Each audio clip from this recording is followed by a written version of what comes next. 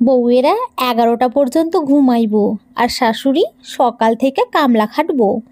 বিয়ের 1.5 বছর হইল, এখন পর্যন্ত কি কইতে পারবো আমার একবেলা ভাত রান্দা খাওয়াইছে কি না। শাশুড়ির কথা শুনে ঘুম ভাঙলো মিথিলার। ঘড়ির কাঁটা তখন 8টার ঘরে। আজ ফোনে অ্যালার্মও বাজলো না, নাকি মিথিলাই শুনতে পায়নি কে জানে। শেষ রাতে ঘুমিয়েছিল সে। কোলের বাচ্চাটার সে কি জ্বর, থরথর করে কাঁপছিল বাচ্চাটা। পাশে তার স্বামী ইমন ঘুমে নিমগ্ন। শ্বশুর শাশুড়িও আরামে ঘুমাচ্ছিল। শুধু ঘুম ছিল না মিথিলার চোখে। দোয়া পড়ে বাচ্চাটার শরীরে ফু দিচ্ছিল বারবার।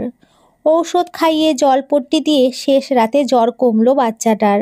বাচ্চাকে বুকে নিয়ে তখন মাথা রেখেছিল বালিশে। কখন যে রাত ফুরিয়ে সকাল হলো বুঝতেই পারল না। এদিকে শাহানা বেগমের কথা শোনানো তখনও শেষ হয়নি। মিথিলার ঘরের দরজা খুলছে না বলে জোরে জোরে দরজা ধাক্কাতে লাগলো সে। মিথিলা বাচ্চাকে ভালোভাবে শুইয়ে দিয়ে দরজা খুলল। অপরাধীদের মতো দাঁড়িয়ে বলল, বাবুর জ্বর আসছিল আম্মা, তাই দেরি হয়ে গেল। শাহানা বেগম তৎক্ষণাৎ ঘরে ঢুকে সত্যতা প্রমাণ করার জন্য নাতির মাথায় হাত দিয়ে দেখে গা ভেজা, ঘেমে জবুথবু সারা শরীর।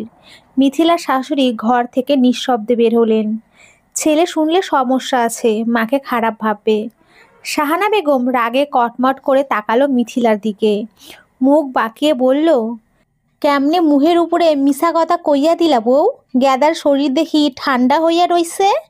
মিথিলা নতমুখী হয়ে উত্তর দিল, বাবুর জ্বর ছিল মা, আমি সত্যি বলছি। পূর্বের তুলনায় শাহানা বেগম আরও রেগে গিয়ে রান্নাঘরে ঢুকলেন। সেখান থেকে যা তা বলতে শুরু করলেন। জমিদারের ঝি আনছি, সকাল 10টা পর্যন্ত ঘুমাইয়া এখন মিশা কথা কয়।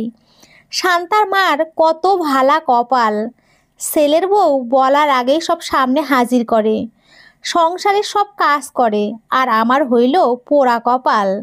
আমার পুত্রের বউ পায়ের উপরে পা তুইল্লা খায়, আর আমি বান্দিরার মতো খাইট্টা মরি। শাশুড়ির কথা শোনানো এই প্রথম না। শুনতে শুনতে মিথিলার সহ্য হয়ে গেছে। সে চোখের পানি মুছে আকাশের দিকে তাকালো। বিড়বিড় করে বলল, আর কি কি করলে শাশুড়ির মন পাবো বলে দাও আল্লাহ। দুপুরে ডাল ভুনা রান্না হয়েছিল। খাওয়ার পর যতটুকু বাকি ছিল ওইটুকু দিয়ে বিকালের নাস্তা ডাল পুরি বানাতে বসলো মিথিলা। শাহানা বেগম ঘরে বসে বসে তসবিহ পড়ছিলেন। এদিকে মিথিলার বাচ্চাটার আবার জ্বর আসছে। বাবুকে ঘরে শুইয়েই নাস্তা বানাচ্ছিল সে। মিথিলা তাড়াতাড়ি নাস্তা বানাচ্ছিল, ঠিক তখনই অঘটন ঘটল। ডুবো তেলে পুরি ভাজতে গিয়ে অসাবধানতায় হাতের তেল ছিটকে এলো। কিন্তু সে গগন বিদারী চিৎকার করেনি। শাশুড়ির কর্ণধারে উহু আওয়াজটাও যেন না পৌঁছাতে পারে সেই প্রচেষ্টায় ব্যস্ত হলো। হাত জ্বলছে অনবরত। পানির ট্যাপের নিচে কিছুক্ষণ ধরে রাখলো, জ্বালা কমছেই না। টুথপেস্ট লেপটে দিল। এবার কিছুটা আরাম বোধ করলো মিথিলা। সবগুলো পুরি বানিয়ে ঘরে আসলো সে। মুঠো ফোন বের করে ইমনকে ফোন করলো। ইমন তখন বন্ধুদের সাথে আড্ডায় মত্ত। মিথিলা ব্যথাতুর গলায় বলল, একটা বান ক্রিম আনতে পারবেন? আমার হাতটা পুড়ে গেছে অনেকখানি। ইমন অবাক হয়ে জানতে চাইল, কিভাবে হাত পুড়ল? মিথিলা জানায়, পুরি ভাজতে গিয়ে হাতের তেল ছিটকে পড়ে। ইমন তখন মিনমিন সুরে বলল, আমার কাছে তো টাকা নেই। মিথিলা লম্বা একটা নিঃশ্বাস ত্যাগ করে বিনা শব্দ করেই কলটা কেটে দিল। মিথিলা শাশুড়ির কাছে গেল। তিনি তখনও তসবিহ পড়ছিলেন। মিথিলা ভয়ে জড়সড় হয়ে কিছুক্ষণ দাঁড়িয়ে রইল।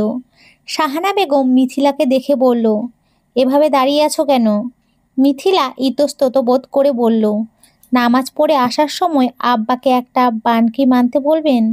শাহানা বেগম কিছু বললেন না, শুধু কপাল কুঁচকে রাখলেন। এটা তার স্বভাব। মিথিলা এতে অভ্যস্ত। ইমনও মিথিলার হাত পড়ার কথা শুনে বাহিরে আর বেশিক্ষণ না থেকে বাসায় চলে আসলো। স্বভাবগতভাবে নাস্তা করার জন্য মিথিলা ও ইমন শাশুড়ির ঘরে গেল। মিথিলা বাচ্চাকে কোলে রেখেই শ্বশুর ও শাশুড়িকে পুরি পরিবেশন করলো। এক ফাঁকে শ্বশুরকে প্রশ্ন করলো, আব্বা ক্রিম আনছেন? মিথিলার শ্বশুর বেশ অবাক হলেন। কিসের ক্রিমের কথা বলছে মেয়েটা? বিস্ময়ের সুরে পাল্টা প্রশ্ন করলেন, কিসের ক্রিমের কথা বলছো? মিথিলা শাশুড়ির দিকে তাকালো। শাহানা বেগম জায়নামাজ ভাঁজ করে রাখার মাঝেই বললেন, তোমার শ্বশুরে কইতে ভুলে গেছিলাম। মিথিলা প্রত্যুত্তরে কিছুই বলল না। ইমনের বিষয়টা খারাপ লাগলো। ইমন বেকার, ইন্টার পাস করার পর পড়াশোনা করেনি। ছেলে খারাপ হয়ে যাবে ভেবে বাবা মা বিয়ে করিয়ে দেয়। কিন্তু মিথিলা ছিল ইমনের বিপরীত। পড়াশোনায় খুবই ভালো ছিল। ইন্টার প্রথম বর্ষের পরীক্ষার পর বাবা মা ইমনের সাথে বিয়ে দিয়ে দেয়। ইমনের বাজে কোনো স্বভাব নেই, এই দিকটাতেই সে মিথিলার বাবা মার মনে জায়গা করে নেয়। পরে অবশ্য শাহানা বেগম ষড়যন্ত্র করে মিথিলাকে আর পড়তেও দিল না, যদি ছেলের থেকে উপরে উঠে যায় এই ভয়ে। ইমন নীরবতা ভেঙে বলল, কিভাবে হাত পুড়ে তোমার ধ্যান কোথায় থাকে? বইয়ের জন্য ছেলের আহ্লাদ দেখে শাহানা বেগম তেতে উঠলেন। মিথিলা উত্তর দেওয়ার পূর্বেই উনি বলতে শুরু করলেন, সব তোর বউ ইচ্ছা কইরা করছে। আমি মনে করছস বুঝি না? আরে আমারে পাইছে না বিনা পয়সার একটা বান্দি, সারাদিন কামলার মতো খাটাইবো আর তোর বউ বইয়া বইয়া খাইবো। কোনো অজুহাত পাই নাই তো, তার লাইগা হাত পুড়াইলো। শাশুড়ির কথা শুনে মিথিলার চোখ বেয়ে আপনা আপনি পানি গড়িয়ে পড়তে লাগলো। মানুষ নিকৃষ্ট মনোভাবের হয়, তাই বলে এত নিচু মনোভাব? সে তো ইচ্ছে করে পোড়ায়নি। ইমনও চুপ হয়ে গেল। দেখা গেল আশানুরূপ প্রক্রিয়া না পেয়ে শাহানা বেগম নিজেই ঘর ছেড়ে বের হলো। বেলুন পিঁড়ি নিয়ে নিজেই রুটি বেলতে শুরু করলো। মিথিলা জানে এই মুহূর্তে শাশুড়িকে না ফেরালে বড়সড় কিছু ঘটিয়ে ফেলবে সে। বাবুকে ইমনের কোলে দিয়ে এগিয়ে আসলো মিথিলা। চোখের পানি মুছে বলল, আম্মা সরেন, আমি করতে পারবো। একটুই তো পুড়েছে, একটু জ্বলবে, পরে ঠিক হয়ে যাবে। দেন আমি রুটি বানাই। শাহানা বেগম চিল্লাতে থাকলেন, হয়েছে আর ঢং দেখাতে হইব না। আমি কাজ করতে গেলেই তোমার যত সমস্যা শুরু হয়। মিথিলা শাশুড়িকে জোরাজোরি করতে গেলে এবার শাহানা বেগম ক্ষিপ্র হয়ে মিথিলাকে ধাক্কা দিয়ে ফেলে দিল। ফলস্বরূপ পোড়া জায়গায় আবারও ব্যথা পেল মিথিলা। মিথিলার শ্বশুর শান্ত মেজাজের মানুষ। পরের মেয়ের উপরে হাত তোলা পছন্দ করেন না তিনি। শাহানা বেগমকে হাত ধরে উঠিয়ে বললেন, মেয়েটাকে ওভাবে ধাক্কা দিয়ে ফেলে দেওয়াটা ঠিক হয়েছে তোমার? শাহানা বেগম রাগে হাত ঝাড়া দিয়ে আটার বয়াম উঠিয়ে নিচে ফেলে দিলেন। রুটির পিঁড়ি দিয়ে নিজের মাথায় আঘাত করতে লাগলেন। ইমন বাবুকে কোলে নিয়ে মায়ের হাত থেকে পিঁড়ি সরিয়ে ফেলল। মিথিলার শ্বশুর সহ্য করতে না পেরে হাত তুলতে গিয়েও থেমে গেলেন। তা দেখে শাহানা বেগম বিলাপের সুরে বলতে লাগলেন, এই মাইয়ার লাইগা আমারে মারতে আইলেন, পরের মাইয়ার লাইগা আমারে কথা শোনালেন, আমি আজই মইরা যাইমু। বলতে বলতে ঘরে ঢুকে দরজা আটকে দিলেন শাহানা বেগম। এত দ্রুত উনি এমন একটা কাজ করবেন উপস্থিত কেউই ভাবতে পারেনি। মিথিলা দৌড়ে আসলো, দরজায় কিছুক্ষণ কষাঘাত করলো, কিন্তু লাভ হলো না। মিথিলার স্বামী ও শ্বশুরকে কিছু করতে বলল। তারা দৌড়ে গেল বাহিরে পাড়া প্রতিবেশীকে খবর দিতে। একমাত্র বাচ্চাকে বুকে জড়িয়ে চুপচাপ বসে আছে মিথিলা। পাশের ঘরেই শাশুড়ির আহাজারির শব্দ কানে আসছে তার। শাহানা বেগম দরজা আটকে বসেছিলেন, নিজের ক্ষতি করার মতো মানুষ না উনি। মিথিলার মামা শ্বশুর এসেছে বিচার করতে। ভাইয়ের কাছে বিলাপের সুরে স্বামী ও ছেলের নামে নালিশ করছেন শাহানা বেগম। ইমন ও তার বাবা চুপচাপ মায়ের অভিযোগ শুনে যাচ্ছে। এক পর্যায়ে শাহানা বেগমের ভাই বলে উঠল, বয়স তো শেষের পথে ভাই সাহেব, সংসারের কর্মকাণ্ডের প্রতি না তাকিয়ে জায়নামাজে বসে থাকলে চলবে? মিথিলা শ্বশুর আর কথা বাড়ালো না। এমনিতেও কম কিছু করেনি তার স্ত্রী, এখন কথা হজম না করলে দেখা যাবে শেষ বয়সে এসে না খেয়ে কষ্ট করতে হবে। শাহানা বেগম পুনরায় বিলাপের সুরে বলতে শুরু করলেন, ভাইরে, কাকে পেটে ধরলাম, নিজের সন্তান ওয়াইজ আমারে কথা হুনাই। বইয়ের একটু হাত পুড়ছে বইল্লা আমারে কথা হুনাইলো। আমি যে হারাদিন বান্দিটার লাহান কাম করি, একবারও তো ফিরাও দেখে না। শাহানা বেগমের ভাই এবার ইমনকে বকতে থাকলো, কি বেটা হইলা, বইয়ের কষ্ট বুঝো কিন্তু মায়ের কষ্ট বুঝো না? ইমন কিচ্ছু বলল না। মিথিলা ভেবেছিল আজ ইমন কিছু হলেও বলবে, কিন্তু তার ধারণা ভুল প্রমাণিত হলো। মিথিলাকে আর ঔষধ এনে দেওয়া হলো না। মিথিলাও দ্বিতীয়বার আওয়াজ করলো না। এক রাত্রি জ্বালা পোড়া সহ্য করে পরের দিনই ঠিক হয়ে গেল। ফর্সা হাতে ফোসকা পড়ে দাগ হয়ে গেল মিথিলার। হাতের ঘা শুকিয়ে গেলেও মনের ঘা যেন রয়েই গেল। মিথিলার হঠাৎ মনে পড়ল আতুর ঘরের কথা। আতুর ঘরে 40 দিন পার হয়নি তখন মিথিলার। শাহানা বেগম মিথিলাকে তেল মশলাবিহীন খাবার রান্না করে খাওয়াতো, কারণ তেল মশলা জাতীয় খাবার খাওয়ালে নবজাত শিশুর পেটে ব্যথা করবে। সাধারণত মেয়েদের প্রথম সন্তান বাবার বাড়িতে হয়। বাংলাদেশের শতকরা 70 ভাগ মেয়েদের প্রথম সন্তান বাবার বাড়িতেই হয়ে থাকে। মিথিলার শাশুড়ি তাকে বাবার বাড়িতে যেতে দেয়নি। তখন বলেছিল, আমার একটা মাত্র ছেলের সন্তান, আমার বাড়িতেই হবে। এই কথা শুনে মিথিলার বাবা মা আর জোর করতে পারেনি। মিথিলার ডেলিভারির 5 দিনের দিন হাসপাতাল থেকে বাড়িতে আনা হয়। মিথিলার মাও এসেছিলেন মেয়ের সাথে। সেই রাত্রিতে মিথিলার মাকে তার শাশুড়ি আলু ভর্তা দিয়ে ভাত দেয়। মিথিলার মা তখন হাসি মুখে খেয়ে নেয়। আসল ঘটনা ঘটল পরের দিন, যখন দেখতে পেল শাহানা বেগম রাতের বাসি আলু ভর্তা দিয়ে সকালেও মিথিলার মাকে ভাত খেতে দিল। মেয়ের কথা ভেবে চোখ বন্ধ করে সেদিন মিথিলার মা ভাতগুলো খেয়ে নিয়েছিল। ওই দিন দুপুরেই নিজ বাড়িতে চলে গেলেন মিথিলার মা। এতে মিথিলা মনে খুব কষ্ট পেল। যাওয়ার সময় মিথিলাকে বলেছিল, মারে, সব সহ্য করে নিস। দুধ দেয়া বাছুর লাথি দিলেও মুখ বুজে সব সহ্য করে নিতে হয়। পরের দিন থেকে মিথিলার কপালে শনির দশা নেমে আসে। দিনের পর দিন তেল মশলা ছাড়া খাবার, শাশুড়ির এমন আচরণ সহ্য করতে না পেরে আতুর ঘরে থাকা অবস্থায় রান্নার কাজে হাত লাগায়। আশ্চর্যের বিষয় হলো, সেই সময় শাহানা বেগমের অপবিত্রের ব্যাপারের কথা উঠায়নি, অথচ বাচ্চা ডেলিভারির কয়েকদিন আগে গাল গল্প করে বলেছিল মিথিলার বাবা মাকে আতুর ঘরে থাকা অবস্থায় মিথিলাকে রান্নাঘরে যেতে দেবে না। তাদের বংশের নিয়ম, তাছাড়া রান্নাঘরের পবিত্রতা নষ্ট হয়ে যায় 41 দিন পার না করে রান্নাঘরে ঢুকলে। মিথিলা সেদিন বুঝেছিল সুখ তার কপাল ছেড়ে চলে গেছে। এহসানের বয়স 8 মাসে পড়ল। ছোট বাচ্চাদের ঘুমের নির্দিষ্ট রুটিন থাকে না। সকালে মিথিলা এহসানকে ঘুম পাড়াচ্ছে, এমন সময় মিথিলার শ্বশুর ছোট মাছ নিয়ে আসলো। মিথিলা ভাবলো ছেলেকে ঘুম পাড়িয়ে সে মাছ কেটে নেবে। ইমনও বাসায় ছিল। মিথিলা টুকটাক গল্প করছে তার স্বামীর সাথে। এমন সময় বারান্দায় মাছ দেখে শাহানা বেগম চেঁচামেচি শুরু করে দিলেন, যার ফলে ঘুমন্ত বাচ্চাসহ মিথিলাও ভয়ে লাফিয়ে ওঠে। মিথিলা বাইরে এলে শাহানা বেগম মিথিলাকে দেখে রাগান্বিত সুরে বলল, তুই আজই আমার বাড়ি থেকে বের হয়ে যাবি। আমি আমার ছেলেকে আর একটা বিয়ে করাবো। তোর মতো মেয়েকে আমার ছেলের বউ হিসাবে আর রাখবো না। ইমনকে আজও নীরব থাকতে দেখে মিথিলা এই প্রথম মুখ খুলল। আপনার ছেলের মতো বেকারকে কোন মেয়ে বিয়ে করবে শুনি? মেয়েরা কোনো মেরুদণ্ডহীন কাপুরুষকে বিয়ে করতে চাইবে না। মিথিলার কথায় শাহানা বেগম হা হুতাশ করে পুরো বাড়ি মাথায় তুলে ফেলেন কিছু সময়ের মধ্যেই। শাহানা বেগমের চেঁচামেচিতে পাড়া প্রতিবেশী একত্রিত হয়ে গেল। শাহানা বেগম বিলাপ করছেন, আমার ছেলে লাখে এক, চাঁদের গায়ে দাগ আছে, কিন্তু আমার ছেলের জীবনে কোনো দাগ নেই। এই মাইয়া কয় কি, আমার পোলায় বেকার? আরে তোর ভাত কাপড় কে দেয়, আমার পোলা নাকি আমরা? মিথিলা এবার শান্ত সুরে বলল, আপনার ছেলের সাথে বিয়ের পর থেকেই দেখছি কোনো কাজ না করে বেকার ঘুরছে মানলাম। একটা সন্তান হয়েছে, এখনো যেই মানুষটা কোনো কর্ম করতে পারে না, তার সাথে আমি দেখে এখনো সংসার করছি। কিন্তু অন্য কেউ হলে। শাহানা বেগম মিথিলার মুখের কথা কেড়ে নিয়ে বলল, এই বেজন্মা, আমার ছেলে কিছু করবে না, তুই থাকলে থাক, না থাকলে নাই। বুঝি তো কে তোরে ফুসলাইয়া দিছে, তোর মা তো। সারাদিন ওই ফোনের ভেতরে ঢুইক্কা মায়ের থেকে কুমন্ত্রণা নেস। আমি কি বুঝি না? মিথিলার পায়ের তলা থেকে যেন মাটি সরে গেল।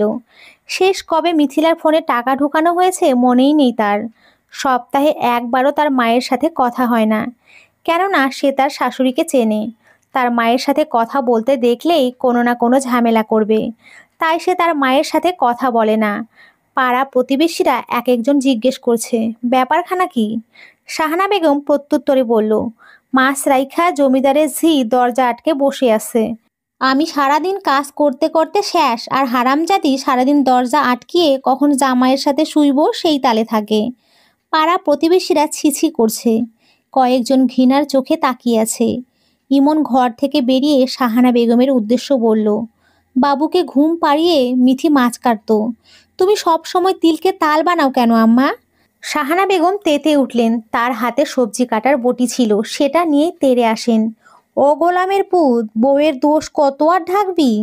মা তো তোর কেউ না, তোর বউ যে তোর নামে কত কথা শুনাইলো। তা শুনেও আমারে দোষ দেখলি? ইমনের গলার স্বর পরিবর্তন হলো। সে কাট কাট গলায় বলল, মিথিলা ভুল বলেনি আম্মা। বিয়ের পরে বলেছিলাম ব্যবসার জন্য টাকা দিতে, আব্বা দিল না। তুমি বললা শ্বশুরবাড়ি থেকে টাকা এনে ব্যবসা কর। আমি টাকা কিভাবে আনি শ্বশুরবাড়ি থেকে? শাহানা বেগম ছেলের কথা সহ্য করতে পারলেন না। তুমুল ঝগড়া বাঁধিয়ে দিলেন। খবর পেয়ে মিথিলার উকিল মা আসলেন। উনি সম্পর্কে মিথিলার চাচি শাশুড়িও। মিথিলা তখন কাঁদছিল। শাহানা বেগম তখন বিলাপ করছেন। ছোট যাকে দেখে বলতে শুরু করলেন, দেখ রে রুকাইয়া, কয়েকটা মাছ কাটতে বলছিলাম বউরে, আমারে যা তা বলে কথা শুনাইলো। রুকাইয়া বড় জায়ের স্বভাব সম্পর্কে সব কিছু আগে থেকেই জানতেন। উনি শাহানা বেগমকে ঘরে নিয়ে পানি খাইয়ে শুয়ে থাকতে বললেন। আবার এও বললেন যে উনি মিথিলার বিচার করবেন। রুকাইয়া এসে দেখল মিথিলা মাছ কুটছে। সেও মাছ কাটায় হাত দিল। খুঁটিয়ে খুঁটিয়ে সব কিছুই জেনে নিল। শাহানা বেগম কান পেতে তাদের কথা শুনছিল। বিছানা ছেড়ে সোজা মিথিলার ঘরে গেল। মিথিলার ঘরের টেবিলের উপরে থাকা মোবাইল হাতে নিয়ে উঠোনে নিক্ষেপ করে বললেন, এই শয়তানের ঝি, তোর মোবাইলে আমার সংসার বিনাশ করব। তোর মোবাইলই রাখুম না। মাছ কাটা বাদ দিয়ে মিথিলা দাঁড়িয়ে পড়ল। তার চোখ বেয়ে অঝোর ধারায় পানি পড়তে লাগলো। মিথিলার বিয়ের সময় পাত্র নির্বাচনের বেলায় মিথিলার বাবা শুধু ইমনের সরলতা দেখেছিল। বেকার জানা সত্ত্বেও ইমনের সাথে বিয়ে দিয়েছিল মেয়েকে। কারণ বর্তমানের ছেলেরা যেখানে বাজে নেশায় আসক্ত থাকে, সেখানে ইমন এমন ছিল না। এছাড়াও ইমনদের বাড়ির অবস্থাও ভালো ছিল। এসব বিবেচনা করে মেয়েকে বিয়ে দিয়েছিলেন। কিন্তু কে জানতো মিথিলার কপালে এত দুঃখ থাকবে। বৈশাখ মাসের তপ্ত এক দুপুরে মিথিলা রান্না করছিল। গরমে একাকার অবস্থা। তরকারি কষিয়ে ঝোল দিয়ে ঘরে গেল শাহানা বেগম। জানালা দিয়ে যখন দেখলো মিথিলা ঘরে ফ্যানের নিচে বসে আছে, তখন সে রাগে ফুঁসে ওঠে। জানালা দিয়ে রাগী অবস্থায় শাশুড়িকে দেখতে পেয়ে দৌড়ে তাড়াতাড়ি চুলার পাড়ে আসতে চেয়েছিল। কিন্তু মিথিলার আগে শাহানা বেগম এসে পড়ে আর প্রতিবারের মতো কথা শোনাতেও ভুললেন না মিথিলাকে। একটু কি রান্না করে, ঘরে জাউনের লাইগা পাগল হইয়া যায়। আমরাও লাকড়ি দিয়া রান্না করছি, চুলার পার থেকে সরিই নাই। আমার শরীর কালা হওনের চিন্তা করি নাই। আর নবাবের বেটি সুন্দর গতরখানা কালা হওনের ভয়ে রান্না থুইয়া দৌড়াইয়া ঘরে যায়। শাহানা বেগম লুসনি ছাড়াই ঢাকনা সরাতে গেলে হাতে ভাপ লাগে।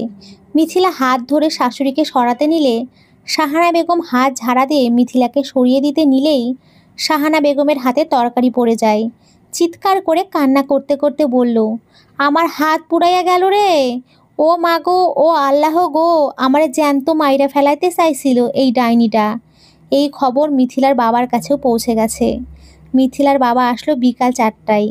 তার বাবা এসে সরাসরি মিথিলার ঘরে প্রবেশ করে। প্রথম প্রশ্নটা করল, তুই কি চাস? আমি যেন মরে যাই? মিথিলা তার বাবার প্রশ্ন শুনে অবাকের সুরে বলল, কি হয়েছে বাবা? এরকম কথা কেন বলছো? মিথিলার বাবা বলল, বেআইনের সাথে কি করছস? মিথিলার বুঝতে বাকি রইল না। সে কিছু বলবে তার আগেই শাহানা বেগম ঘরে আসলো। মিথিলার বাবাকে উদ্দেশ্য করে বলল, বেআই আইসেন, আহেন আহেন, আপনার মাইয়া কি করছে দেখেন। আপনার মেয়ে ইচ্ছে করেই আমার হাতে তরকারি ফেলে দিছে। দেখেন হাতটা পুড়ে কি হইছে। শাশুড়ির ঘরের সামনে দাঁড়িয়ে মিথিলা মিথ্যে অপবাদের কথাগুলো শুনে চোখের পানি মোছে। মিথিলার বাবা সান্ত্বনা সুরে বললেন, আমি মিথিলার বিচার করতে আসছি, আপনি কান্না করবেন না বেআইন। শাহানা বেগম নাটকীয় কান্না থামালেন না। মিথিলার বাবা মেয়েকে ডেকে শাহানা বেগমের সামনে গালে 2টা থাপ্পড় বসিয়ে বললেন, কেন তুই বেআইনের হাত পোড়ালি? মিথিলা অনেক কথা বোঝাতে চেয়েছিল তার বাবাকে, কিন্তু তার বাবা তাকে এক ধমক দিয়ে থামিয়ে দেয়। মেয়ের হাত ধরে শাহানা বেগমের সামনে নিয়ে বললেন, পায়ে ধরে মাপ চা। মিথিলা বলল, আমি মায়ের হাত পুড়াইনি। মিথিলার বাবা বলল, মাপ চা মিথিলা, নয়তো তোর মাকে আমি আজই তালাক দেব। মিথিলা মাকে খুব ভালোবাসে, আর সে এটাও জানে তার বাবার সজ্ঞানে হোক অথবা রাগের মাথায় হোক, যা বলবে তাই করবে। মিথিলা চোখের পানি ফেলতে ফেলতে শাশুড়ির পায়ে ধরে মাপ চায়। স্ত্রীর উপর দিনের পর দিন অন্যায় হতে দেখে ইমনের সুবুদ্ধি হলো। চাচার বন্ধুর কাছে 6 মাস ফার্মেসির কাজ শিখল। শেষে কয়েক মাসের ট্রেনিং নিয়ে দোকান দেওয়ার জন্য প্রস্তুতি নিল। কিন্তু ফার্মেসির ঔষধের জন্য টাকার প্রয়োজন। ইমনের কাছে তখন জমানো কিছু টাকা ছিল। সে ভেবেছিল সেই টাকা দিয়েই অল্প ঔষধ কিনে আনবে। শাহানা বেগম বিষয়টা কোনোভাবে জেনে যায়। একদিন সকালে মিথিলা রুটি বানাতে বসলো। শাহানা বেগম পানের বাটা নিয়ে পাশে এসে বসলেন। এরপর ইনিয়ে বিনিয়ে বলতে শুরু করলেন, জামাইয়ের অসময়ে বউগোয় পাশে থাকতে হয়। তোমার বাপের থেইকা না পারো নানার বাড়ি থেইকা কিছু টাকা নিয়ে আয়হো। মিথিলা অপ্রস্তুত হলো। সে ভাবতে পারেনি তার শাশুড়ি এভাবে টাকা আনতে বলবে। মিথিলা দেখলো তার সামনে আর কোনো পথ নেই। কয়েকদিন পর ইমনকে সাথে নিয়ে শাহানা বেগম ঠিকই মিথিলার নানার বাড়ি গেল। সেখান থেকে 1000 মতো টাকা ধার করে আনলো। অথচ 6 মাস আগে মিথিলার শ্বশুর জমি বিক্রি করেছেন। কিন্তু মিথিলার শ্বশুর শাশুড়ি সেই টাকা দিল না। মিথিলা ইমনকে বলেছিল, জমি বিক্রির টাকা থেকে কিছু টাকা নিয়ে ঔষধ আনা যায় না। ইমন প্রত্যুত্তরে বলেছিল, তারা জীবিত থাকা অবস্থায় আমাকে তাদের টাকায় ব্যবসা করতে দেবে না। মিথিলার মাঝে মাঝে মনে হতো, ইমন তার বাবা মায়ের নিজের সন্তান নয়।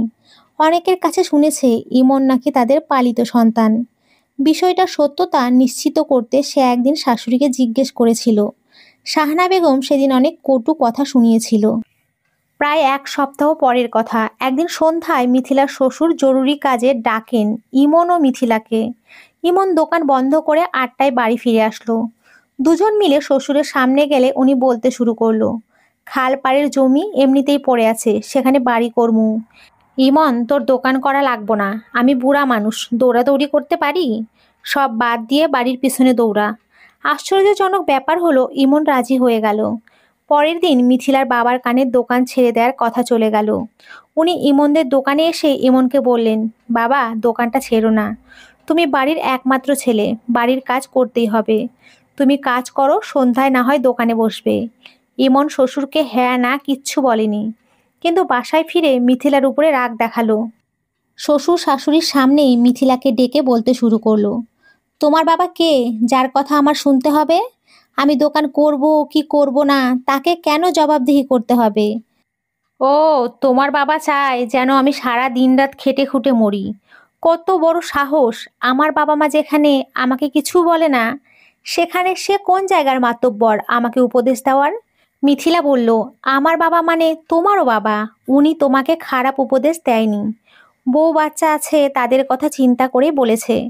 মিথিলার কথা কেড়ে নিলেন শাহানা বেগম। উচ্চ আওয়াজে বললেন, বউ বাচ্চা মানে কি? আমরা কি তোর পিছে খরচ করি না লো, নবাবের বেটি? 3 বেলা যে ভাত গেল, কার কামাইয়ে গেল?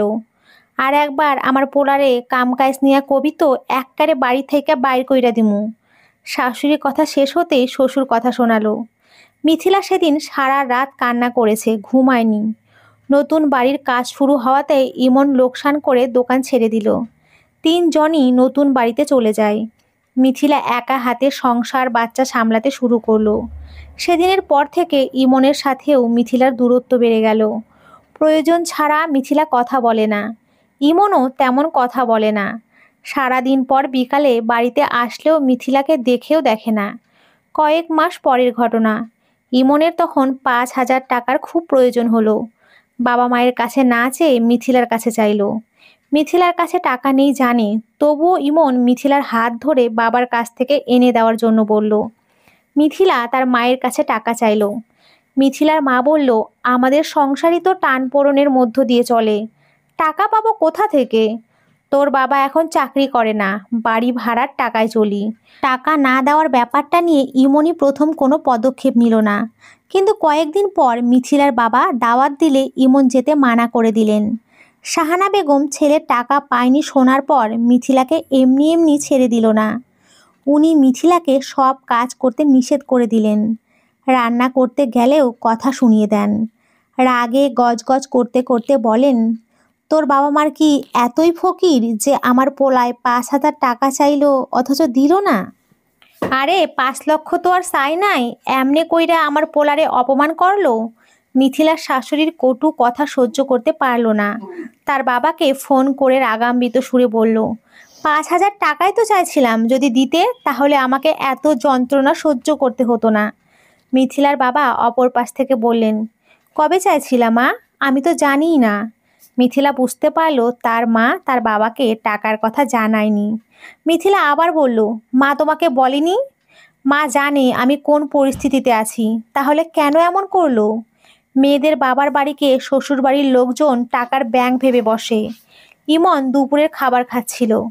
মিথিলা চোখের পানি মুছে ইমনের সামনে এসে বলল, তুমি কি চাও বলো আমাকে?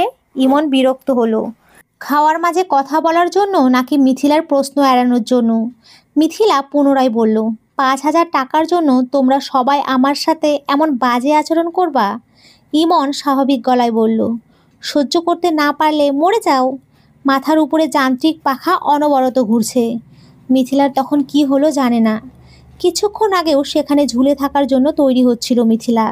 শেষ সময়ে সন্তানের কথা ভেবে ডুকরে কেঁদে উঠল সে। সন্তানকে বুকে জড়িয়ে শুয়ে থাকলো সন্ধ্যা পর্যন্ত। ছোটবেলা থেকেই মিথিলা তার মাকে অত্যাচারিত হতে দেখে এসেছে তার দাদির দ্বারা। স্বামীর ঘরই মেয়েদের আসল ঠিকানা। বিয়ের পর বাবার বাড়ি মেয়েদের অস্থায়ী ঠিকানা হয়ে যায়। বাবার বাড়িতে তারা 2 দিনের মেহমান হয়ে বেড়াতে যায়। মিথিলা নিজের ভাগ্যকে মেনে নিল। মায়ের কথা মনে পড়ে যায় আর ভাবে একদিন ভাগ্য তার সহায় হবে। সেদিনের অপেক্ষায় রইল। ইদানিং মিথিলার স্বামী শারীরিক সম্পর্ক করলেও সেই আগের মতো ভালোবেসে মিলিত হয় না। মন না চাইলেও নির্জীব এই দেহ ও মন আর কতদিন মেনে নেবে সব? শাহানা বেগম ভালো হওয়ার মানুষ নন। চুন থেকে পান খসলে গাল মন্দ করেন মিথিলাকে। এই তো সেদিনের কথা। বেগুন ভাজি ও ছোট মাছ রান্না করতে বলেছেন শাহানা বেগম। আলু বেগুন ও মাছ মাখিয়ে বসিয়ে দিল মিথিলা। শাহানা বেগম উকি দিয়ে পানির পরিমাপ দেখে বলতে শুরু করলেন, তোমার কি আক্কেল জ্ঞান নাই বউ? এত ঝোল কেউ ছোট মাছে দেয়? পারো শুধু তো মাতব্বরি করতে। আমাকে একবারও জিগাইছিলা তোমার বাপের বাড়ির মানুষ কি রান্নাটা পর্যন্ত শিখাইয়া দেয় নাই? মিথিলা তরকারির ঝোল দেখলো, পরিমাণ মতোই দিয়েছে। তবে কি শাহানা বেগম আজও তাকে বিনা দোষে দোষারোপ করতে আসছে? মিথিলা তরকারির ঢাকনা খুলে দিয়ে বলল, ঢাকনা খুলে দিয়েছি আম্মা, বাষ্প বের হতে হতে পানি শুকিয়ে যাবে। শাশুড়ি আরও উচ্চস্বরে বলল, আমাকে শিখাইতে আইসো? তরকারি লুতা লুতা হইয়া যাইব। অন্যদিন হলে মিথিলা চুপ করে থাকতো, কিন্তু আজ আওয়াজ তুলে বলল, আপনার পাতে তরকারি দিতে পারলেই তো হয়, তখন না হয় শক্ত না লুতলুতা দেখে নেবেন। মিথিলার কথার প্রত্যুত্তর করতে পারলেন না শাহানা বেগম। কী বা বলবেন, কথাটা তো মিথিলা মিথ্যা বলেনি। একদিন সকালে ঘুম থেকে উঠে মিথিলা দেখল তার শাশুড়ি 7 থেকে 8 বছরের একজন মেয়েকে নিয়ে এসেছে। শাহানা বেগমের বাবার বাড়ি থেকে মেয়েকে নিয়ে আসে। মিথিলা প্রথমে খুশি হয়েছিল। এহসানকে দেখাশোনা করার জন্য একজন সাথী এলো। মিথিলা ভেবেছিল মেয়েটাকে সে পড়াশোনা করিয়ে বড় করবে, ভালো একটা ছেলে দেখে বিয়ে দেবে। মিথিলা মেয়েটার মাথায় হাত রাখলো। মিথিলা থেকে মেয়েটাকে নিজের কাছে নিয়ে শাহানা বেগম বলল, ওর নাম সাদিয়া। ওরে আমি একেবারে নিয়ে আসছি, আমার সব কাজ ও করব। তুমি আমার কিছুই ধরবা না। মিথিলা অবাক হলো, নিচু স্বরে বলল, এসব কি বলছেন আম্মা? মিথিলার শাশুড়ি বলল, তোমার এখন জমান যেমনে চলে, কয়েকদিন পর দেখমু তোমার পা ধইরা থাকতে হইব। আমি ওসব পারুম না, তোমার উপরে আমার ভরসা নাই। বুড়া বয়সে এই মাইয়াই আমারে দেখব। মিথিলার শ্বশুর শাশুড়ি দুজনে ডায়াবেটিস রোগী বলে সকালবেলা রুটি বানাতে হয় তাদের জন্য। প্রতিদিন 9টা থেকে 10টা রুটি বানায় মিথিলা। নিজের জন্য ভাত রান্না করে সে। আজও রুটি বানিয়েছে সে। ঘরে রুটি নিয়ে প্রবেশ করতেই শাহানা বেগম বলে উঠলেন, সাদিয়ার ক্ষুধা লাগছে, রুটি দাও ওরে। মিথিলা হাসি মুখে ডাল দিয়ে রুটি খেতে দিল। অবাক করার বিষয় হলো মেয়েটা একসাথে 3টা রুটি খেয়ে 4 নাম্বার রুটিতে হাত দিয়েছে। এত ছোট মেয়ের খাওয়ার অবস্থা দেখে কথা হারিয়ে ফেলল মিথিলা। সে বারান্দায় দাঁড়িয়ে ডাকলো, এই সাদিয়া আর খেও না, একটু পরে ভাত খেও, আসো। সাদিয়া উঠে আসলো না, উল্টো শাহানা বেগমের কাছে নালিশে সুরে বলল, ও নানু, আমারে মামি খাইতে দেয় না। শাহানা বেগম তেতে উঠে গলা উঁচু করে বললেন, এই মাইয়ারে বউটা আজই বাড়ি থেকে বাইর কইরা ছাড়বো। বউটা আমার সুখ দেখতে পারে না। মিথিলা আর কথা বাড়ালো না। প্রায় 1 ঘন্টা পর শাহানা বেগম খেতে বসলে রুটি কম পেলেন। মিথিলাকে তখন ডেকে বললেন, রুটি খাইতে মন চাইলে খাই কেমনে? বেশি কইরা বানাইবা না, নিজে পেট ভইরা খাইয়া 2টা রুটি কেমনে রাইখা দিলা?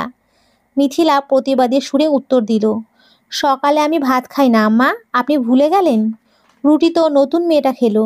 শাহানা বেগম বলল, ও আল্লাহ গো, তোমার পেটে এত হিংসা, মাইয়াটা আনলাম একদিনও হয় নাই, এখনই এমন শুরু করছো? মিথিলা হাজার কথা বলেও শাহানা বেগমকে বিশ্বাস করাতে পারল না।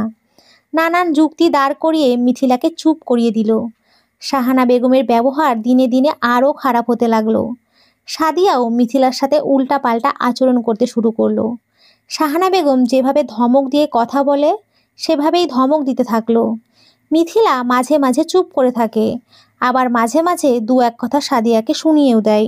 মিথিলা এখন আর আগের মতো চোখের পানি ফেলে না, শাশুড়ির কটু কথাও হেসে উড়িয়ে দেয়। কেননা সে যতই কষ্ট পাবে তার শাশুড়ি ততই জ্বালাবে। এতদিনে সে বুঝতে পেরেছে মিথিলার প্রতিবেশী এক দেবরের বিয়ে হয়েছে বছর 6 মাস আগে।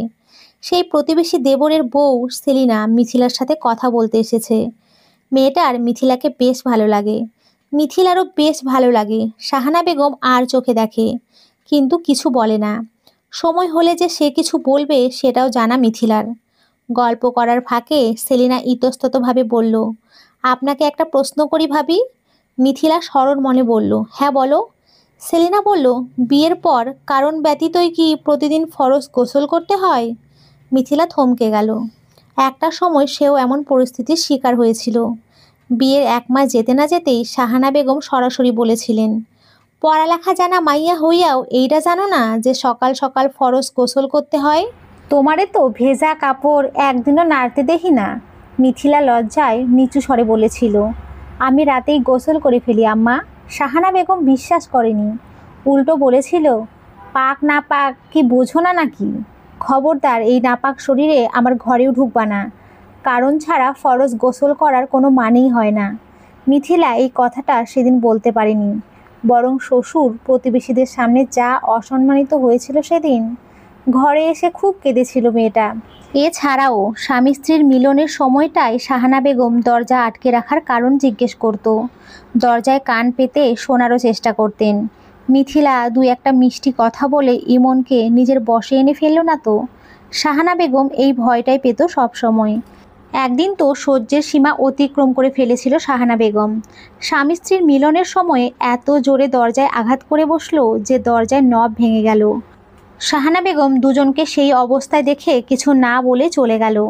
এলোমেলো অবস্থায় দুজনকে দেখে ফেলার কারণে মিথিলার ইচ্ছে করছিল মরে যেতে। ইমনও লজ্জায় সেদিন মূর্ছা গিয়েছিল, কিন্তু মাকে কিছুই বলতে পারছিল না। এখন মিথিলা ভয় পায় না, তবে একটা কাজ করে সে।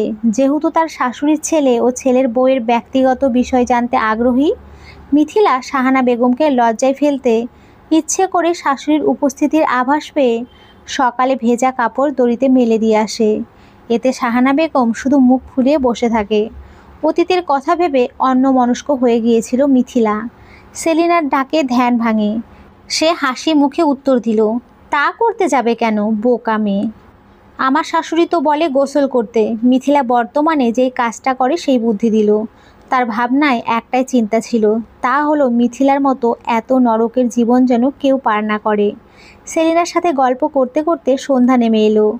ঘরে বিস্কুট চানাচুর ছিল, মিথিলা গত সপ্তাহে বাবার বাড়ি থেকে আসার সময় নিয়ে এসেছিল। সেগুলোই সেলিনার সামনে দিয়েছিল। প্লেটে বিস্কুট চানাচুর দেখে জিজ্ঞেস করলো, এগুলা কই থেকে আনছো বউ? মিথিলা স্বাভাবিক সুরে উত্তর দিল, বাবার বাসা থেকে।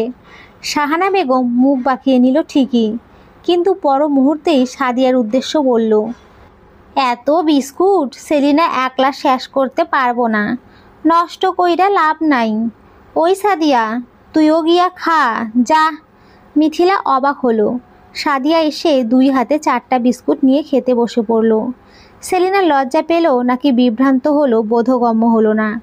অবশিষ্ট চানাচুর ও বিস্কুট খেয়েও সাদিয়ার পেট ভরল না। সে শাহানা বেগমের কাছে গিয়ে আরও খেতে চাইল। মিথিলা নামাজের জন্য প্রস্তুতি নিয়েছিল। সেই সময়ে শাহানা বেগম তখন এসে রাগান্বিত স্বরে বলল, একটু খাওনি তো চাইছিল, তোমার কইলজা তো আর চাই নাই, মুখের সামনে থেকে খাওন কেমনে কাইরা নিলা? মিথিলা বিস্ময়কর দৃষ্টিতে তাকিয়ে বলল, আমি তো খেতে না করি নাই, ও তো সব খেয়েই গেল। মুখের উপরে কথা শুনে থতমত খেয়ে গেল শাহানা বেগম। কথা ঘোরানোর জন্য বলল, আরও বিস্কুট থাকলে দাও। মিথিলা জবাব দিল, আমার বাপের বাড়ি থেকে আনা কিছুই ও পাবে না। তাছাড়া এগুলো এহসানের জন্য, বাবা আসার সময় কিনে দিয়েছে। শাহানা বেগম রাগে কটমট করে নিজেই মিথিলার ঘরে প্রবেশ করলো। বিস্কুটের বয়াম থেকে 4-5টা তুলে নিয়ে বয়াম জমিনে আছড়ে ফেলে চলে গেল। যাওয়ার সময় বলল, আমার স্বামীর কামাই খাও, আর এই মাইয়ারে বাপের বাড়ির 2টা বিস্কুট দিতে পারো না? আজ তোমার শ্বশুর আহুক, এটার একটা বিহিত করমুই। মিথিলার ইচ্ছে করছিল শাশুড়ির হাত থেকে খাবারগুলো কেড়ে নিতে, কিন্তু তা করল না, কেননা সে তো শাহানা বেগম হতে চায় না। কিছুদিন পর শাহানা বেগম সকালে উঠে চিৎকার চেঁচামেচি করছে। মিথিলা তখন রান্না করছিল, সব ফেলে এসে দেখল শাশুড়ি বলছে, ঘরের সব খাওন কে খাইয়া ফেলাইলো? কালই তো এতগুলো বিস্কুট আনলাম চা দিয়া খাওনের লাইগা, আজ দেখি মাত্র 6টা বিস্কুট আছে। মিথিলার কেন যেন মনে হচ্ছে তার উপর দোষ আরোপ করা হবে।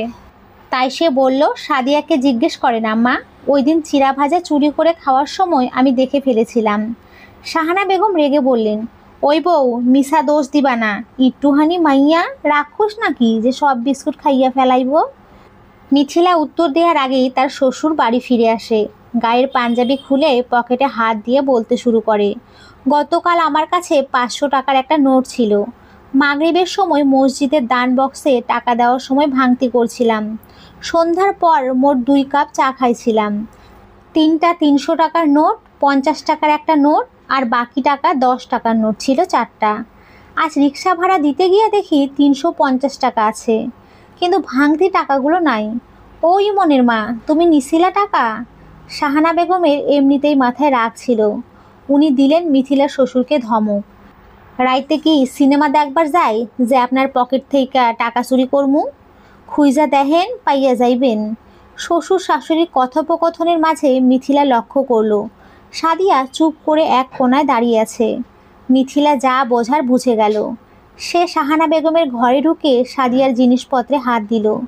এদিকে শাহানা বেগম চিল্লিয়ে বলছে, সাদিয়ার কাপড় হাতাও কেন? ও কি চুরি করছে? মাইয়াডারে বাড়ি টানার পর থেকেই বউটা দেখতে পারে না। মিথিলা বেশ কিছু পেল না, তবে তার ঘরের ক্লিপ ব্রেসলেট ঠিকই পেল। মিথিলার হাতে সেগুলো দেখার পর শাহানা বেগম বলল, তুমি নাকি দিছো? মিথিলা বলল, না। ইতিমধ্যেই ইমনের ঘুম ভাঙল। বাহিরের শোরগোল শুনে ছেলেকে কোলে নিয়ে এসে এসব দেখে বলল, ওর স্কুলের ব্যাগে দেখো গো মিথি, ও যে নেয় আমি দেখেছি। মিথিলা তাই করলো। ব্যাগে হাত দিয়ে শ্বশুরের সব টাকা বের করলো। শাহানা বেগমও ঝি বলে বেদম পিটালো সাদিয়াকে। সকালে বুঝতে পারলো সকল চুরির পেছনে ওরই হাত রয়েছে। মিথিলা শাশুড়িকে থামালো না, বরং শুনিয়ে শুনিয়ে বলল, পরের জন্য গর্ত খুললে নিজেরই সেই গর্তে পড়তে হয় আম্মা। আপনি আমার ক্ষতি করার জন্য মেয়েটাকে বাড়ি এনে নিজের সম্পত্তি ধ্বংস করলেন। শাহানা বেগমের আনা মেয়েটা চলে গিয়েও গেল না। এবারের মতো ক্ষমা করে দিলেন শাহানা বেগম। মিথিলা লম্বা নিঃশ্বাস ত্যাগ করা ছাড়া কিছুই করতে পারল না। তবে মিথিলার জীবনে স্বামীর সুখ চলে আসলো। ইমনটা কিভাবে যেন পাল্টে গেল। ইমন তখনও বেকার, চাকরি করার ধৈর্য নেই। ব্যবসা করতে গেলে টাকার প্রয়োজন পড়ে। শাহানা বেগম ও তার স্বামী বেঁচে থাকা অবস্থায় ইমনকে ব্যবসা করার জন্য টাকা দেবে না। মিথিলাও এই সময়ে বাবার বাড়ি থেকে সম্পত্তির ভাগ আনবে না। ইমন আজ ভালো আছে, টাকা পেলে যদি আগামীকালই আগের মতো হয়ে যায়, শেষে তো মিথিলার এই পারেও কিছু থাকবে না, ওই পারেও কিছু থাকবে না। মিথিলা পড়াশোনায় ভালো ছিল।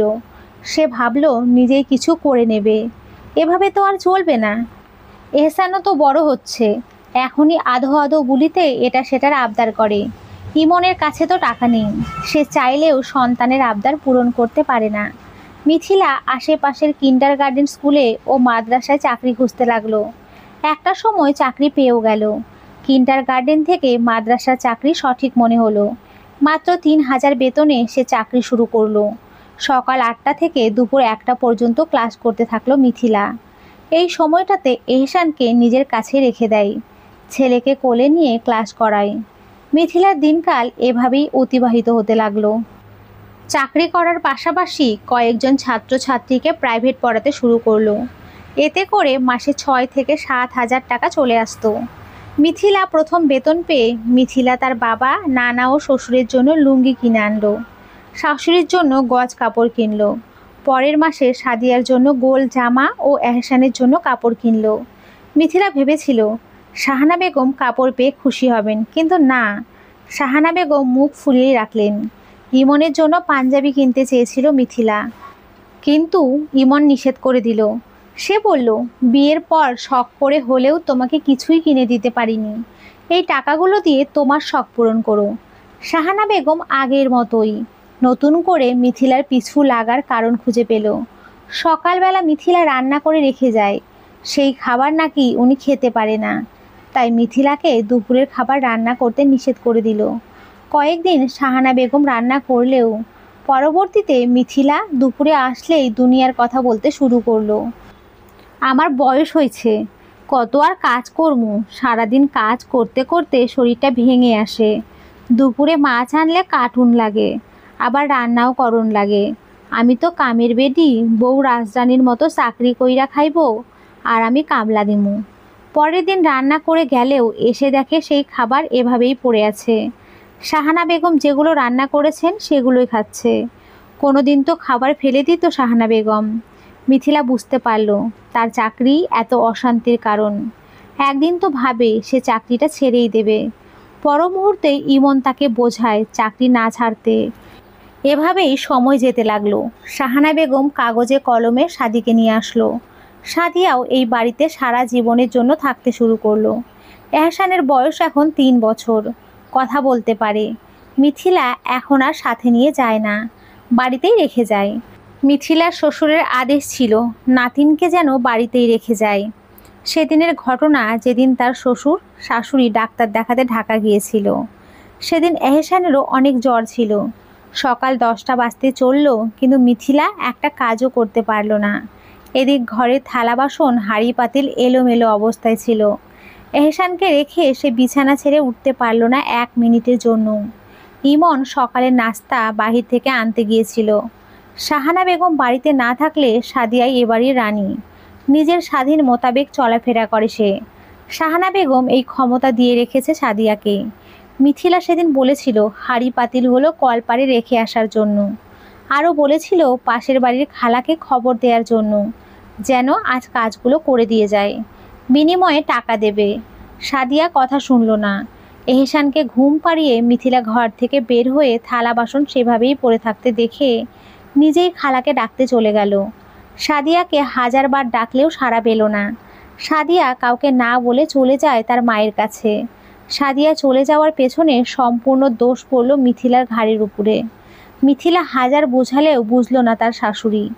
এদিকে মিথিলার চাকরির বয়স 1 বছর হতে চলল। সে নিজের জন্য একটি স্মার্টফোন কিনল, ছেলেকে রিমোট কন্ট্রোল গাড়ি কিনে দিল। মিথিলার এইটুকু জীবনকে বিলাসিতা জীবন বলে আখ্যায়িত করল শাহানা বেগম। চাকরির জীবন বিষাদ করে তুলল। মিথিলা উপায়ন্তর না পেয়ে চাকরিটাও ছেড়ে দিল, কিন্তু প্রাইভেট পড়ানো চলতে থাকলো। এহসানের বয়স 4 বছর হতে চলল। মিথিলা ঘরে বসে ছেলেকে যতটুকু সময় পেল পড়াশোনা শেখাতে শুরু করলো। আজকাল শাহানা বেগমের কথার ধার ধারে না মিথিলা। ইমনও ফুল সাপোর্ট করে তাকে। সে এখন একটি গার্মেন্টসে চাকরি করে। মিথিলার জীবন সুখ আর সুখ। একদিন দুপুরবেলা শাহানা বেগম মিথিলাকে ডাকলেন। ওনার হাতে 1000 টাকার বান্ডিল। মিথিলা কখনো শ্বশুরবাড়িতে এসে এত টাকা একসাথে দেখেনি। দেখবেই বা কিভাবে? মিথিলার শ্বশুর অল্প টাকা গোনার সময় ভুল করে মিথিলা ঘরে ঢুকে গেলে পিছনে ফিরে যায়, নয়তো টাকা লুকিয়ে ফেলে। মিথিলা তাই টাকার কথা উঠলে দূরে দূরে থাকে। শাহানা বেগম মিথিলাকে বান্ডিল ধরিয়ে দিয়ে বলল, বউ 12,000 টাকা আলাদা করো তো। মিথিলা জানতে চাইল কেন, কিন্তু শাহানা বেগম উত্তর দিল না।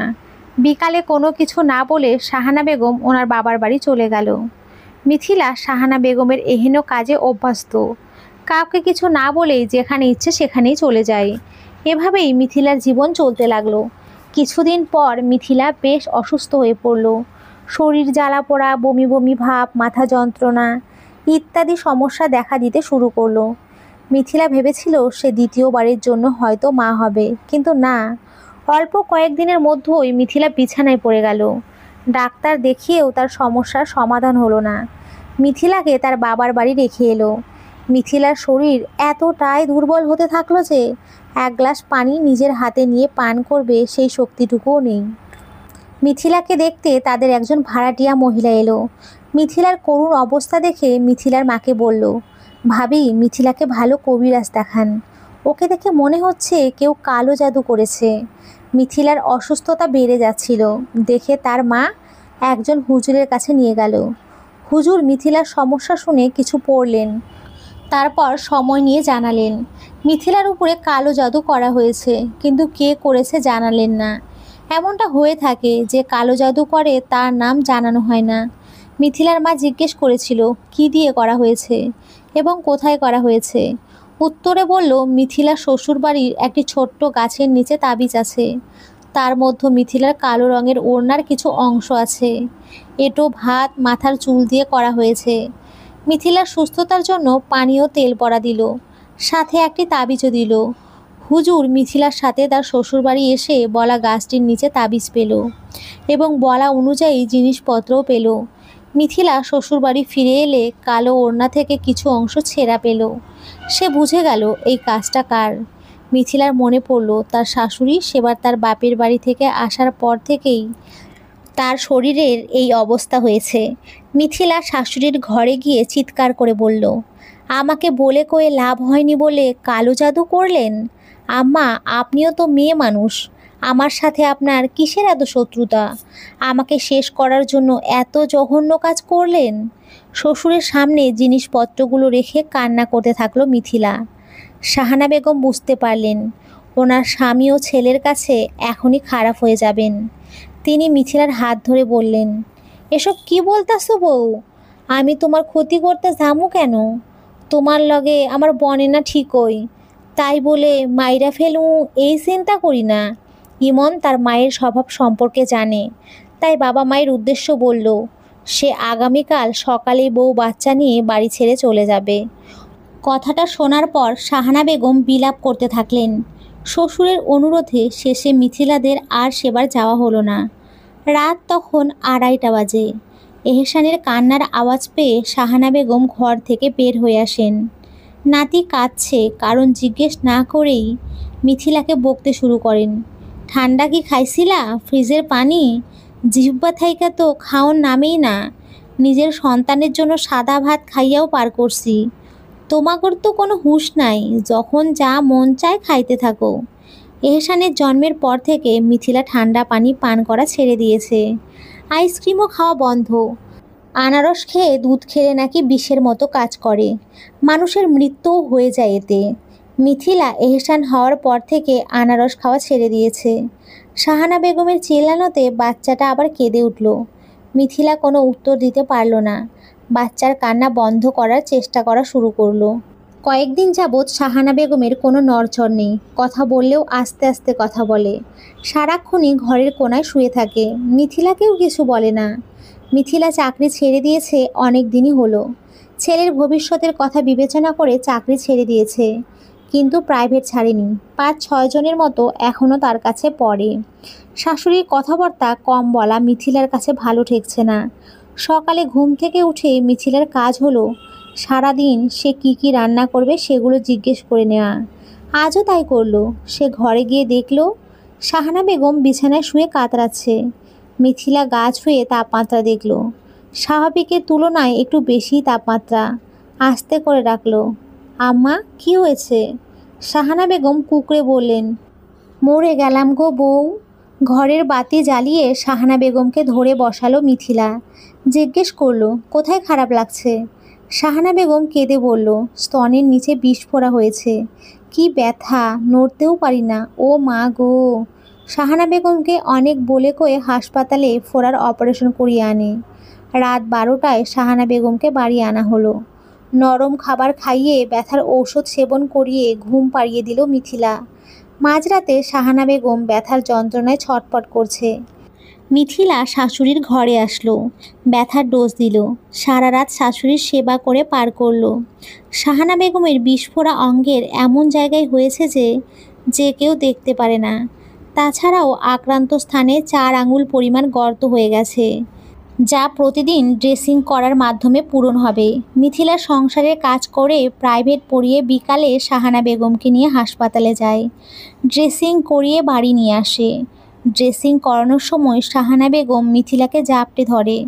মাগো মাগো বলে গলা ভেজায়।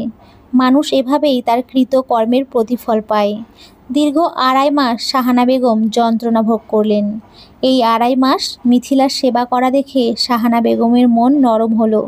শাহানা বেগমকে যে কেউ দেখতে আসলেই বলতো, ওই আমার ছেলের বউ না, আমার মাইয়া, আমার সব কাজ করে দেয়, আল্লাহ ওরে বাঁচাইয়া রাখুক। মিথিলা আড়াল থেকে শুনে চোখ মোছে। মিথিলার জীবন অন্যরকম হয়ে গেল। শাহানা বেগমও এখন আর মিথিলার পিছু লাগে না। পুনশ্চ বাস্তবতা খুবই কঠিন। সব শাহানা বেগম কৃতকর্মের ফল ভোগ করে না। সব মিথিলা দিন শেষে শক্ত হতে পারে না। সব ইমন বাবা মা বেঁচে থাকাকালীন কর্ম করে চলতে পারে না। বাবা মায়ের হাতের পুতুল হয়ে থাকতে হয়।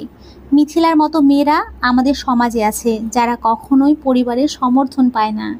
মিথিলাদের মতো মেয়েদের উদ্দেশ্য একটা কথাই বলা উচিত, তোমরা শক্তিশালী হও, নীরবে অন্যায় সহ্য করো না। শাহানা বেগমরা ভালো হয় না, সত্যিই কখনো ভালো হয় না। গল্পে শাস্তি পেল বলেই বাস্তব জীবনে তারা শাস্তি পায় না। তো বন্ধুরা, আজকের এই গল্পটি এই পর্যন্তই।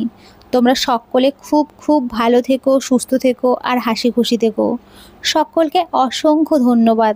নমস্কার বন্ধুরা, তোমরা সকলে খুব ভালো থেকো।